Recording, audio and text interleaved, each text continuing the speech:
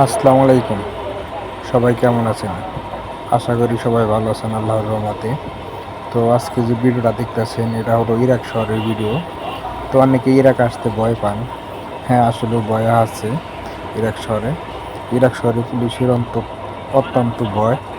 তো পুলিশে ধরলে কিন্তু দেশে পাঠিয়ে দেয়। তো সব পুলিশ না, যদি আকামা পুলিশ ধরে অবশ্যই আপনাদের দেশে পাঠিয়ে দিবে। তো ইরাক শহরে যারা আসেন তারা অবশ্যই চিন্তা ভাবনা করে আসবেন। অনেকগুলো টাকা লাগে এই দেশে আসতে। আর এই দেশে কোনো শান্তি নেই। শান্তি বলতে দেখা গেছে যে আপনি কাজ কাম করে শান্তি আছে, তারপরেও ডিউটি অনেক বেশি। কারণ সকাল 6টা থেকে যদি ডিউটি করেন রাত 6টা, বা 7টাতে ডিউটি করলে রাত 7টা, তো এরকম করে ডিউটি করতে হয়। আসলেও এদেশে না আসাটাই ভালো। তারপরে ওই যে পুলিশের অনেক ভয় থাকে। দেখেন আমি রাস্তা দিয়ে ভিডিও করতেছি, তো আমি বাইরে কাজে যাই, তো আমার এখানে অনেক রিস্ক আছে।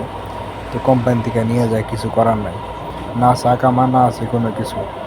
চাইলেও কেউ বাহিরে বেড়াইতে যাইতে পারবেন না। জেলখানা এসে ভালো আছে, কারণ জেলখানা আপনি কতদিন থাকবেন? একটা জেলখানায় যদি থাকেন বা মানুষের সাথে পরিচয় হলে, কথাবার্তা হলে অনেক ভালো লাগে। এখানে এমনও আছে মিল ফ্যাক্টরি কম এই দেশে, নাইনকেই ধরা চলে, দুইটা একটা মিল ফ্যাক্টরি আছে। আপনি যদি দেখা গেছে একটা বাড়িতে ডিউটি করেন, একা থাকবেন, আপনি কার সাথে কথা বলবেন? কথা বলার মতন কোনো সিস্টেমই নেই।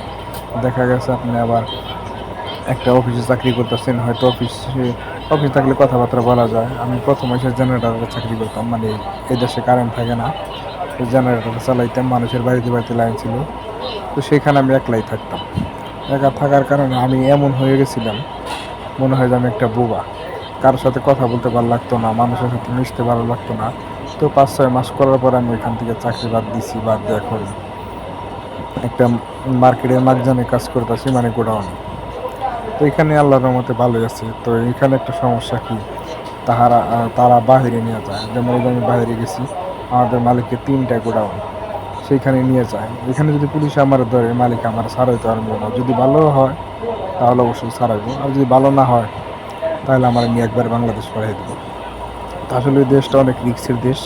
তারপরে আমি ইনশাল্লাহ আল্লাহর রহমতে বাইরে টাইরে বেড়াই, আমার হয়তো এখনো ধরে নাই। বা কিছু পুলিশ আছে, যেমন কালা গাড়ি এলাকা আছে পুলিশ, সেই গাড়িতে বেশিরভাগ পুলিশ ধরে না। তো যদি ধরে তারা হয়তো টাকা খায় ছেড়ে দেয়, কিন্তু কামা পুলিশ ধরলে এই জীবন তো দূরে কথা, পরকালও, একালে তো দূরে কথা, পরকালেও ছাড়বো না।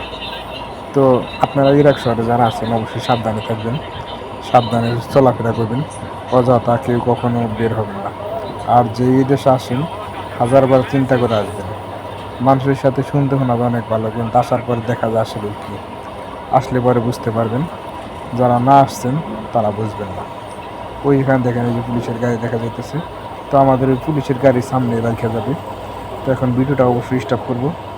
এই যে দেখেন দেখেন আমার এখানে এই যে গাড়িটা ব্রেক করছে এখন।